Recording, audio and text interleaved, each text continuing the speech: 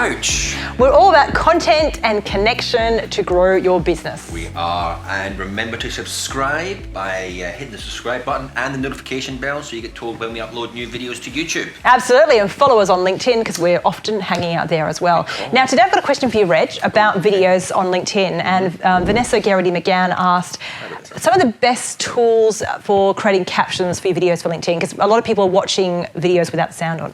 This is true, Joel, this is very true. Okay, so I can approach it in one of two ways. Yep. The free way or the paid way. So do you have the time to put into it, to do it yourself, or do you need someone to do it for you? Okay? Yes. So let's go down the free way first. Okay, the YouTube. freeway. The freeway. Freeway. Yeah. Oh, love in a pink Cadillac. YouTube.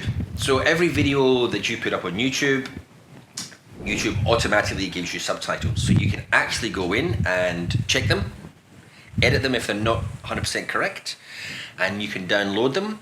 There you go. So what happens, you download an .srt file, which then you can upload to other platforms such as LinkedIn and Facebook. Yes. The only difference with Facebook is you need to have a little bit of a naming convention in the file name, so Facebook knows what language it is, which is a bit silly. Okay, so SRT file. So YouTube allows you to do that. So Correct. I find with a lot of captioning tools, it calls me Joe with an E, which I'm not. I'm Joe without an E. Yeah. So that's something I would have to change. Would I have to manually go in and make those changes for each occurrence of Joe? Yes. Okay. In YouTube you would do, yes. Okay. Whereas there are other tools we use. Now, do you want me to mention a couple that I've used myself? Now, there's rev.com, which, actually, well, I'll leave that one because it's paid. We'll come to that in a minute. We talk with free tools. So free, you've got a tool called Otter, otter.ai, I think the website is, which is an app and a website where you upload your video to the tool. It spits out your SRT file or text file that you can use. But one thing I do like about it is you need the time. So if you haven't got time, don't use this tool because there are going to be mistakes. But if I see Joe spelt with an E throughout, I can do a replace throughout the document. So I can say every time you see this, or LinkedIn, it might put LinkedIn in lowercase, whereas it's got a capital I in the middle. I want it to be represented well because that's what I do. I can do a global replace. I like that. And then you can spit out the text file, which you can repurpose as a blog, or the SRT file for LinkedIn. So that's one tool. The other is Quick, Be Heard. I'm a brand ambassador. I've got one of the t-shirts, so I love t-shirts, love freebies, and that's another tool you can use for captioning as well, which is AI driven. But when we talk about the paid versions, I mean, some of these tools have paid versions as well. But if we talk about the other paid versions, what were you referring to, Rich? Well, the rev.com is the main one for the paid ones. Yeah. So how does that work, Reg? How does that work? I believe you send them off the. Well, to be honest, I'm going to be honest with you, Joe, I've never used them.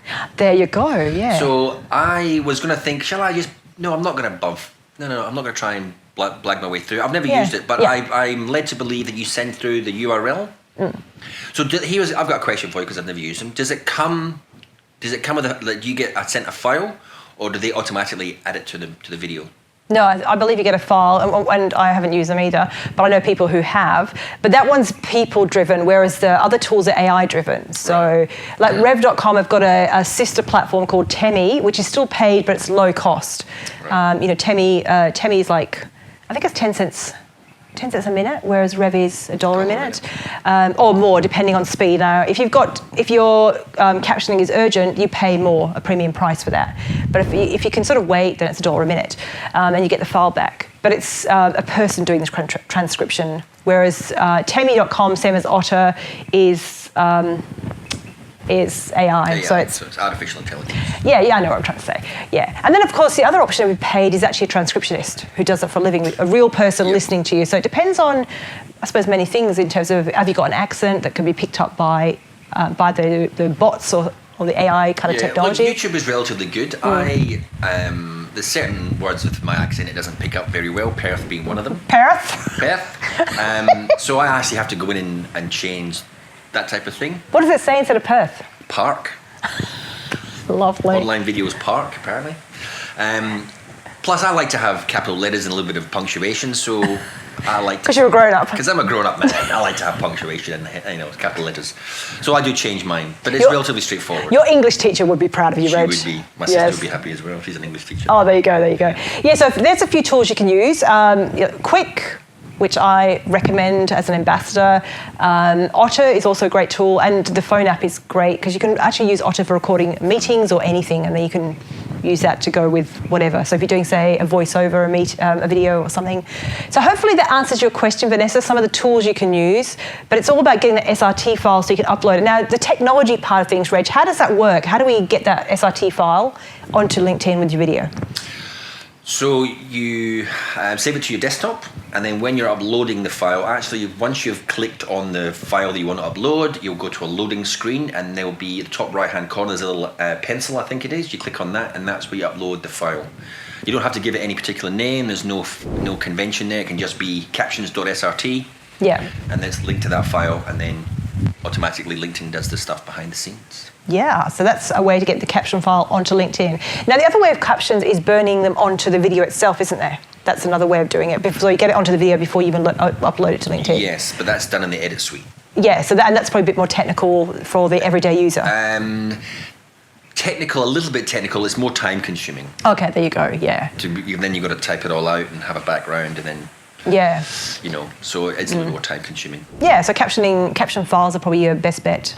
Yes, plus as well, caption file, depending on the platform, they actually move. So if you hover your cursor over it, then sometimes it will move up so you can still see it, and then if you take it away, it will come down. Oh, okay. Whereas if you have it just embedded in the video itself, then if you have captions over the top of your captions, it doesn't look the best.